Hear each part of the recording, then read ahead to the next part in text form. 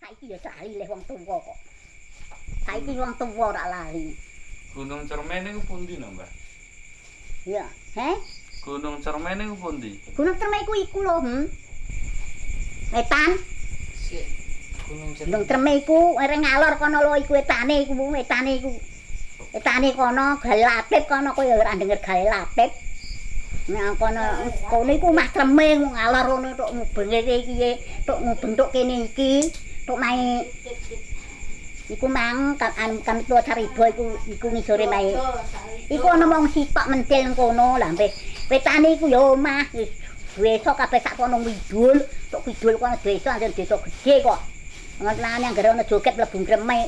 Gone Tremek iku mang. Rek anggere joget tapi nang ndi apa Tremek lho. Ngono iku mergo kono iku desa Tremek. Tane kedung kono iku lho patese. Tane reget kono kowe ya ora denger reget. Kono iku ngetan iku kedung anu. Desa Tremek. Malah piringe iku nang merenge rene iku ya iki kok. Lah lek anu iku dinane Demah Legi, lek jungkur iku mang.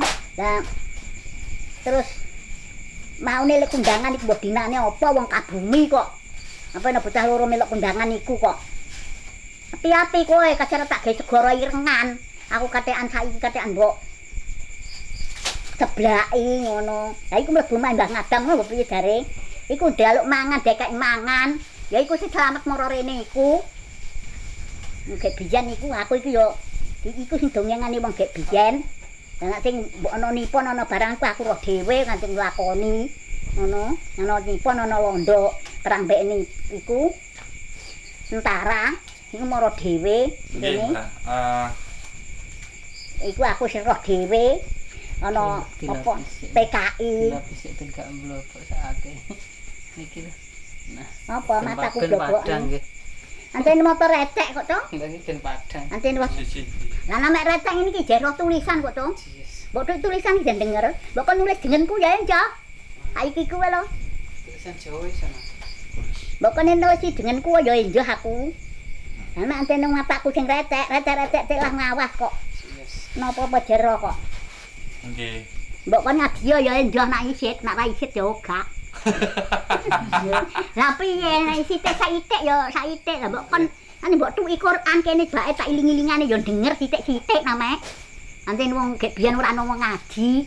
Gek biyen iku gak ana wong ngaji.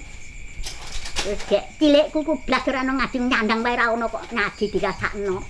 Mangan iku gak ono. Mangan iku sego iku sak puluhan kuwi kudu ngepek sak kranjut. Tangane jare kowe iku matla mawas iku rak dikonokno wong aku. Kowe iku matla mawas iku rak mergo aman godhong pete gak biyen ngono. Ana sing muni ngono. Iku aku dadi konokno wong aku. Godhong pete iku menep jare dadi mata awas iku. Nyelepno lengdom bareng yo roh kok. Dimai wae ngungun aku lho. Lah kowe kok roh lengdom ya nyi. Maka mataku recek. Aku ya kandha nek ora recek gak ancen mata tuwa. Kandhane recek kepiye? Ancen ngono lho gek biyen iku. Nek mbok takon ngono-ngono ya denger ndongeng. Kok dongeng. Ame nak cara dari iku PKI wong dadi tegori jare wong dikon ngowo ning ndi gunung ndi jare kowe do dijeles montor ngono ya biyen jare iku ya ora denger aku dhewe aku denger ame ora roh wong ora nang kene engko mbah ning watu anu watu celeng kono mbah ndi jare wong iku dadi nang sing wong anu ku nak iku apa jenenge PKI ku nego Cina mang wong sing nom-nom iku munggane anu nom-nom ah goleki nom-nom sing ayu-ayu iku jare ditulisi kupune kene ditulisi ngene-ngene jare ditulisi gambar garan ngercope gambar garan anggere ana iku ya iku gerwani ngono iya gerwani apa iku dadi klumpukno gek biyen. Ngono don watu celeng kono numpukno, ora denger watu kene ora denger. Namek jare wong lah namek. Lah sing omah-omah iku sing melok PKI kuwe ditegori gek biyen. Ngono. Lah kok takon rayape gek biyen ya tak dudohno kabeh. Antene iya. Mbah sing watu ageng-ageng niki critane pripun sing tesih wonten? Watu ageng iku kepiye le? watu ageng gede-gede niku lho. Watu gede-gede sak gunung-gunung iku. Nggih. Ya iku wetan kene saiki dinggoni omah dikepruki remuk. Lah ceritane pripun niku saking pundi niku, Mbak? Iku watu iku sangkane kok. Iku mang kok Gunung Jungkur kok kono. Kok Gunung Jungkur. Iku terus ana watu gede-gede iku kerubuhan kok Gunung Jungkur kono. Kok Gunung iki le Sosok. Gunung Sosok ku ilang separo. Kuwi kok katut rene ngono. Ilang separo Gunung Sosok.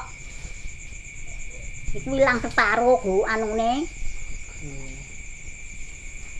Iku mergo ilang separo iku dijungkur rene kuwi mlaku rene iki separo iku lho Gunung Ketara ketok klowak separo ngono. Iku mara rene. Iku terus ana watu budi-budi iku mergo watu kok kono. Mara rene, mangune sawah omah iku kok. Omah dinggoni ngono iku lho wetane saiki dinggoni omah. Wong wetan-wetan iku lho. Iku sing kidule iku watune gedhe sak omah-omah kok. Saiki resik kabeh dikepruki wong. Ngono gek biyen riwayate nambok takokno kowe. Riwayate ngono iku gek biyen. Nak cara nipon iku ngono, nak cara londo iku ngono, nak cara anu apa jenenge PKI iku ngono, nak cara niku aku ya mergo denger kabeh. Anten aku wis gedhe. Nah, ceritane niku Mbah, jarene napa? Dinggo buakan tiyang pecah niku. Teng Belik Kembar napa teng pundi niku? Iku Belik Kembar. Niku ceritane. Ning Belik Kembar iku ngene jare. Sing metu sumberane iku ula gedhe. Iku sungute ula iku metu. Ana sungute iku. Sungut ula metu banyune iku, metu danine jenenge Belik Kembar. Belike Kembar ngono gek biyen. Saiki di depo apik ngono kok. Marik-marik. Ya ngono gek biyen aku takon caritane. Lah iku ana sungute iku metu banyune. Lah iku nak diombe wong kedhik, ya jare lho aku iki gak denger. Nak wong kedhik dadi ora kedhik ngono lho. Sampane maune dibatok gak krasa ora ketara. Bareng wis ngombe banyu kono ya teling bae ngono. Iku critane gek biyen.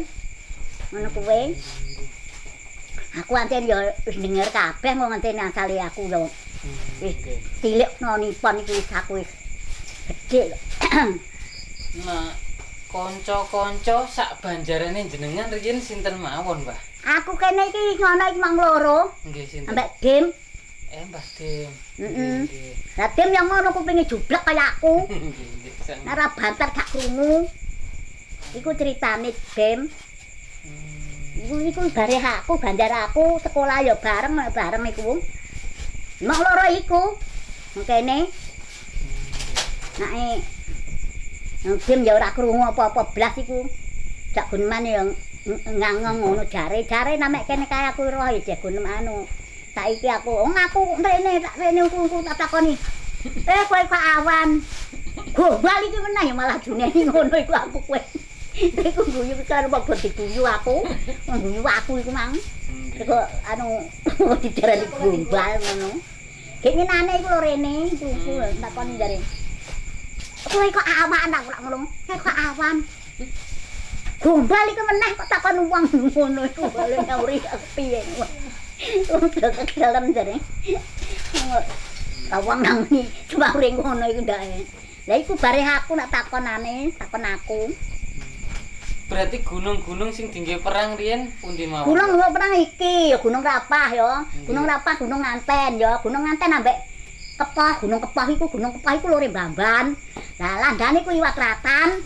Nah, terus dibedhil kok gunung kono. Lah sing dengene sing nggawa anu ku mergo gak iku di tak Karmen dengene. Iku kentarane sing kepalane iku nggawa gendera mergo ora gas turu iku mah nggo gendera ku mang dibeng-beng nang ngene. Beng-beng ngene terus ayo majut ngono nak perang rondo ya tak tuduhno. Ayo majut ngono kan rondo mbek tentara. Engko terus kok dineni kok gunung kono. Anakno londo kok etam ya di anu kok kulon dibedhil kok kono kok Gunung Kepah. Gunung Kepah iku lho Rembaban kono lho. Nang ndi lho Rembaban. Gunung Kepah iku kentarane kabeh ning kono kat bali kabane ngene piye Gunung Rapah, Gunung anu kuwe. Lah kok ada sing tak nggawa gendera iku mang dibeng-beng nang ngene. Ayo majut terjun ambek go gendera ngene. Iku gek biyen iku ngono. Riwayate nek jare takon riwayate tak dudono. Lah kok mun sing ayo maju ayo adu kono medhil ngono. Sing kono-kono medhil, gunung kono medhil ngono. Lah dadi landane mati pirang-pirang kadang diseret-seret mang tak kandhani. Lah aku ngene disaduki sikile lah mek ngemut rokok. Dimuti rokok londo mati kemang muti rokok mbek saduki ngene sikile disaduk-sadukno gemak mlaku landane lha engko nek tok negorongno menjoh montor kok kene engko anggar tok kono nang ngaglik ya ning ngaglik gampang-gampang ning ngaglik kono iku terus dimot montor nak kok kono ngono nak kok kene kon mlaku ngono kon mlaku wong muni ambek disaduki mergo kono bedil kentarane mati sitok ati sitok mergo ngene. Ape wong kentare dicebar kok omahe kono dekek. Terus kentarane iku mang nang jero gowok ngene iki. Nang ndak anguk-anguk londo nang selarit kono lho mergo. Ning selarit yo kono kula kowe ora denger selarit iki. Andak anguk-anguk ngene. Engkreng-engkrenge gedhe londo kok ana jel terus mati landane tentarane iku wong pirang-pirang saksi ku yo mati mok sitok iku kok carane kok. Ora ada sing mati kok. Lah nek liya-liyane lho. Ngono gek biyen iku riwayate kowe nak takon aku. Anak aku yang denger ya kandha. Ya ngene iku mang lek ku kandha pangantene sak preke. Gek biyen iku ngono. Nah dhuwit iku gek biyen ya dhuwit dem-demplang. Dhuwit anu ora ana dhuwit. Anu dhuwit krik-krik ngene iku. Gek biyen iku ngono. Nah, saiki ra dhuwit ra gelewang, gek biyen dhuwit krip. Endi jeng sugih ya tau wis ambek anu.